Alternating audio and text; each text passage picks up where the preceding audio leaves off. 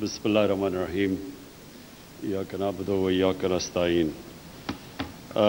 जाम साहब, आपने अभी बात की कि पहले वाले जो आए वज़ीर आज़म या मुल्क के सरबराह, तो उन्होंने वो तवज्जो बलूचिस्तान को नहीं दी जो देनी चाहिए थी। उसकी बहुत बड़ी वजह एक हमारे सिस्टम जो पार्लियामेंट्री डेमोक्रेसी है उसके अंदर एक उसमें आपको नज़र आती है कि क्यों उन्होंने बलूचिस्तान को तवज्जो नहीं दी। अगर मैं भी आऊँ, प्राइम मिनिस्टर बनूँ और मेरा सिर्फ मतलब ये हो कि मैं इलेक्शन सिर्फ जीतनी है और मैं हर वो काम करूँ इलेक्शन जीतने के लिए ताकि मैं फिर से प्राइम मिनिस्टर बन जाऊँ, तो मैं वाकई बलूचिस्तान के ऊपर इतना टाइम नहीं गुजारूंगा, क्योंकि बलूचिस्तान से तो मैं इलेक्शन नहीं जीतने लगा। तो मैं ये सोचूंगा कि बजाय बलूचिस्तान में जाने के लिए मैं क्यों ना लंदन में जाके अपना इस गर्मियाँ गुजारूं और हैरिड्स में शॉपिंग करूं। तो मैं जो इतनी मेहनत से मैंने करप्शन का पैसा बनाया होगा वो मैं वहाँ खर्च करूं, बजाय मैं यहाँ के बलूचिस्तान में आपकी टाइम स्पेंड करूं। तो लिहाजा एक नवाज शरीफ ने 24 लंदन में ट्रिप्स की अपने दौर में, 22 प्राइवेट ट्रिप्स थी, 22 भी नहीं बल्कि 23, एक दफ़ा ऑफिशियल ट्रिप, 23 वो प्राइवेट ट्रिप्स करने गया लंदन। तो बलूचिस्तान तो मेरे ख्याल में वो 2 दफ़ा भी नहीं आया। और मैं आपको यकीन दिलाता हूं कि वो 10 गुना ज़्यादा दफ़ा बलूचिस्तान से हैरिड्स में शॉपिंग कर रहा था। और दूसरा आसिफ ज़रदारी, उसने 51 दुबई की ट्रिप्स की, मेरे ख्याल में एक दफ़ा भी यहाँ नहीं आया होगा। तो कहने का मतलब ये है कि इनके लिए, जिसकी वजह से आज पाकिस्तान उधर नहीं पहुंचा जिधर पहुंचना चाहिए था, क्योंकि वो उनके मकासद और थे। अगर कोई पाकिस्तान का सोचेगा वो जरूर बलूचिस्तान का सोचेगा। अगर वो कोई इलेक्शन का सोचेगा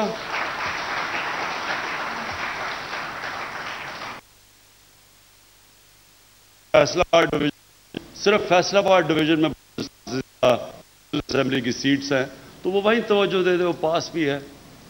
तो ये हमारी बदकिस्मती से जिस तरह हमारा मुल्क इवॉल्व किया है, ये बहुत बड़ी हमारी, अगर आप देखें कि हमारे इलाके पीछे रह गए हैं। अब फाटा सारा कबायली इलाके के अंदर, जिस तरह बलूचिस्तान की ह्यूमन डेवलपमेंट इंडेक्स मीनिंग कि कितना इंसानों के ऊपर पैसा खर्च किया गया, तो आप देखेंगे ये सारे इलाके पीछे रह गए। नॉर्दर्न एरियाज हमारे, उधर किसी ने तवज्जो नहीं दी, क्योंकि उधर से भी इलेक्शन किसी ने नहीं जीतना था। तो वो सिर्फ उन एरियाज को देखते थे, वो कैलकुलेट करते थे, मैं ये इलाके इधर मैं पैसा खर्च करूं, इधर से मैं जीतूंगा, फिर वापस वज़ीर आज़म बन जाऊं। तो हमारी बड़ी बदकिस्मती है। लेकिन ये रियलाइज़ नहीं करते कि अगर वो सारे पाकिस्तान के ऊपर तवज्जो देते तो वो शायद अभी भी वज़ीर आज़म बने रहते, क्योंकि मुल्क सारा इकट्ठा मुल्क उठता है। ये नहीं होता कि एक छोटा सा इलाका उठ जाए और बाकी मुल्क पीछे रह जाए। मुल्क, कौमें तरक्की इस तरह करती हैं कि वो हर कौम, मसलन बलूचिस्तान में कोई एडवांटेज है, यहाँ के आपकी मदनियात सबसे ज़्यादा हैं। पंजाब में गंदम है, वो ब्रेड बास्केट है। कराची, सिंध जो है, कराची हमारा फाइनेंशियल कैपिटल है। नॉर्दर्न एरियाज वो टूरिज़म के लिए, और फिर पख्तूनख्वा में टूरिज़म। तो हर इलाके की मुख्तलिफ चीज़ें होती हैं। तो मुल्क कैसे आगे बढ़ता है? जब सारा मुल्क मिल के मुख्तलिफ जो एडवांटेजेस मुख्तलिफ इलाकों के होती हैं वो सब मिला के मुल्क ऊपर उठ जाता है। तो जब आप तवज्जो नहीं देते मुल्क की तरफ, तो आप छोटे थोड़े इलाके आप पैसा खर्च कर देते हैं, वो थोड़ा आगे चले जाते हैं, लेकिन मुल्क आगे नहीं जाता। तो बलूचिस्तान, मैंने हमेशा ये सोचा था कि अल्लाह ने जब भी हमें मौका दिया तो हम बलूचिस्तान के ऊपर इसलिए तवज्जो देंगे कि बलूचिस्तान जब उठेगा, जब बलूचिस्तान में अमन होगा, जब बलूचिस्तान के लोग ये समझेंगे कि हमारा भी पाकिस्तान है, ये पाकिस्तान, इसके लिए हमें भी लड़ मरना चाहिए, क्योंकि ये पाकिस्तान हमारा भी सोचता है, हमारी बुनियादी ज़रूरियात का ये पाकिस्तान सोचता है, हमारी मुश्किलों का ये सोचता है। तो तब बलूचिस्तान के लोगों को कभी फिक्र नहीं हमें होनी चाहिए थी कि इंसर्जेंट्स आ गए हैं, या ये जो تحریک میں لگے ہوئے ہیں. میں ویسے سوچ رہا ہوں ان سے بھی بات کرنے کا کہ یہ ہو سکتا ہے کہ ان کو پرانے زمانے میں رنجے ہوں اور استعمال بھی ہوں دوسرے ملکوں سے, ہندوستان ان کو استعمال کرے انتشار پھیلانے کے لیے, لیکن اب تو وہ نہیں ہے حالات.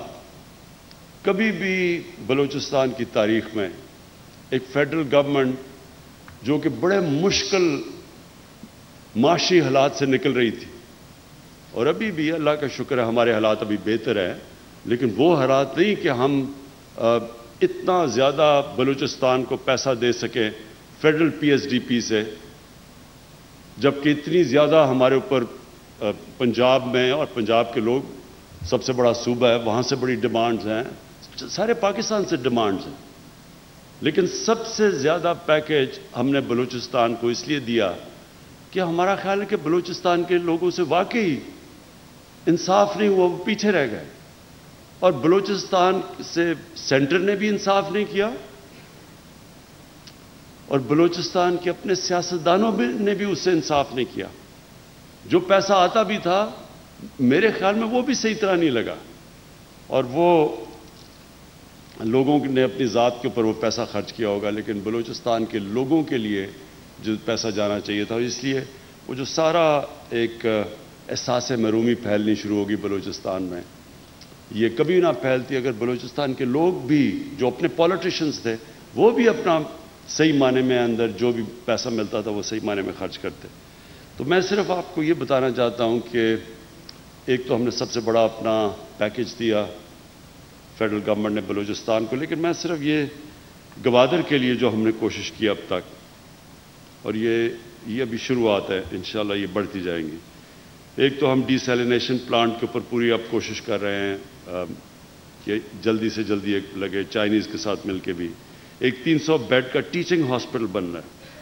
یہ ٹیچنگ ہاسپٹل زیادہ ضروری ہوتا ہے, اس سے پھر آپ کے ڈاکٹرز بھی ٹرین ہوتے ہیں یہاں, آپ کی نرسز بھی ٹرین ہوتی ہیں, تو وہ صرف یہی نہیں کہ ہاسپٹل علاج کرتا ہے, وہ ٹرین بھی کرتا رہتا ہے. اس کے بعد پھر جو جام صاحب نے بھی بات کی کہ یہ جو باہر سے بڑے بڑے ٹرالرز آتے ہیں اور ہمارے صدیوں سے یہاں لوگ, ان کی صرف روزگار ہی ہے کہ سمندر میں مچھلیاں پکڑیں, اور یہ بڑے بڑے ٹرالرز آتے ہیں اور وہ آہستہ آہستہ جو ان کا روزگار ہے وہ دیکھتے ہیں کہ کم ہوتی جاتی ہیں مچھلیاں. تو ہم نے اب پوری طرح یہ جو بڑے بڑے فورن ٹرالرز آتے ہیں ان کے اوپر ہم نے پورا بین لگا دیا. اور وہ جو چائنیز ٹرالر کی میں اس لیے بات کر رہا ہوں کہ کوئی چائنیز گورنمنٹ ہمارے بڑے اچھے تعلقات ہیں, ان کو کوئی اس چیز میں برا نہیں ہوگا کہ کوئی انلیگل غیر قانونی طور کے اوپر یہاں فشنگ کرے, ان کو کوئی نہیں ہوگا. ہم پاکستانی کوئی چیز چائنا میں انلیگل کرے تو چائنیز اس کو سزا دیتے ہیں, اور ہاں کہیں بھی دنیا میں کوئی کرے جو بھی قانون توڑتا ہے اس کو سزا ملنی چاہیے, تو ان کو کوئی اعتراض اس کا نہیں ہونا چاہیے. لیکن یہ میں آپ کو شور کر دیتا ہوں کہ اپنے یہ جو محنت کش لوگ جو بڑی مشکلوں سے اپنی روزی کماتے ہیں, ہم آپ کو پوری طرح پروٹیکشن دیں گے. ایک ہم نے قرضے دیے ہیں کامیاب جوان میں, ہم نے 10 ارب روپے کے قرضے کامیاب جوان پروگرام میں اور میری ٹائم جو ہماری منسٹری ہے انہوں نے مل کے پروگرام بنایا ہوا ہے کہ مچھلیوں پکڑنے والوں کی جو ان کی کشتی ہیں ان کو اپ گریڈ کرنا, ان کا جو بھی یہ استعمال کرتے ہیں مچھلی پکڑنے کے لیے ان ساری چیزوں کو اپ گریڈ کرنا. تو اس میں سے اب تک ہم نے 10 ارب روپیہ ہم نے ایلوکیٹ کیا تھا, اس میں سے 5 ارب روپیہ ہم خرچ کر چکے ہیں کہ مچھلیاں پکڑنے والوں کے لیے قرضے دے چکے ہیں. پھر ہم نے فیصلہ کیا تھا کہ ہم لو کاسٹ ہاؤسنگ یعنی ہم سستے قرضوں کے اوپر لوگوں کو دیں گے تاکہ لوگ گھر بنا سکیں. تو ہم نے اپلیکینٹس مانگے ہیں, 4000 گوادر سے ہمارے پاس اپلیکیشنز آئی ہیں. اس میں سے ہم نے اب 200 ایکڑ زمین کی نشاندہی کی ہے جس میں سے 2500 گھر ہم انشاءاللہ بنانا شروع کرنے لگے ہیں. سو یہ لو کاسٹ ہاؤسنگ ہے. پھر ہم نے اسکالرشپ کا پروگرام رکھا ہے کہ یہاں کے لوگوں کے لیے ہم اسکالرشپس دیں. یہ احساس پروگرام کے نیچے جو ہمارا بہت بڑا احساس کا پروگرام ہے، اس میں اب تک ہم نے جو ہمارے پروگرام میں جو ہم نے آئیڈینٹیفائی کیے ہیں وہ 4698 نوجوان ہیں جن کو ہم احساس کی اسکالرشپس دے رہے ہیں. اور پھر ہماری یہ کوشش ہے کہ جو کمیونیکیشن، دیکھیں سب سے بڑا مسئلہ یہ بلوچستان کا، کمیونیکیشن اتنا بڑا علاقہ ہے، آبادی پھیلی ہوئی ہے یہاں، ان کو پہنچنے کے لیے کنیکٹیوٹی کا بڑا ایشو ہے.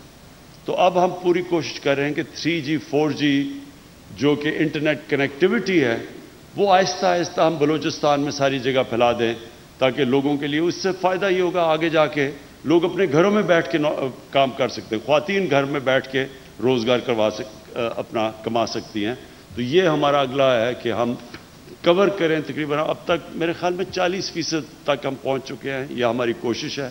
لیکن ہم پورے بلوچستان تک 3G 4G کی کنیکٹیوٹی انٹرنیٹ کی کرنا چاہتے ہیں، جس سے بالکل ایک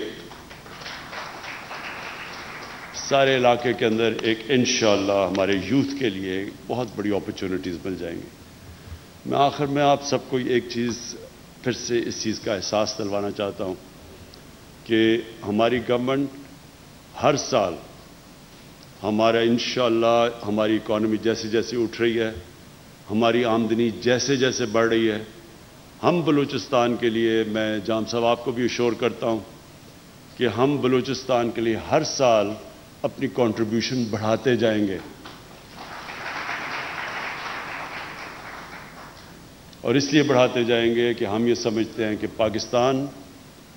پاکستان کے لیے یہ ضروری ہے کہ بلوچستان سے جو احساس محرومی ہے، جو پیچھے رہ گئی ہے، جو باقی ملک آگے چلا گیا اور جو بلوچستان پیچھے رہ گیا ہے، انشاءاللہ ہم پورا زور لگائیں گے، ہم بھی آپ کے لیے کریں گے. اور دوسرا یہ جو سی پیک ہے، یہ اصل میں سب سے زیادہ فائدہ سی پیک کا بلوچستان کو ہے.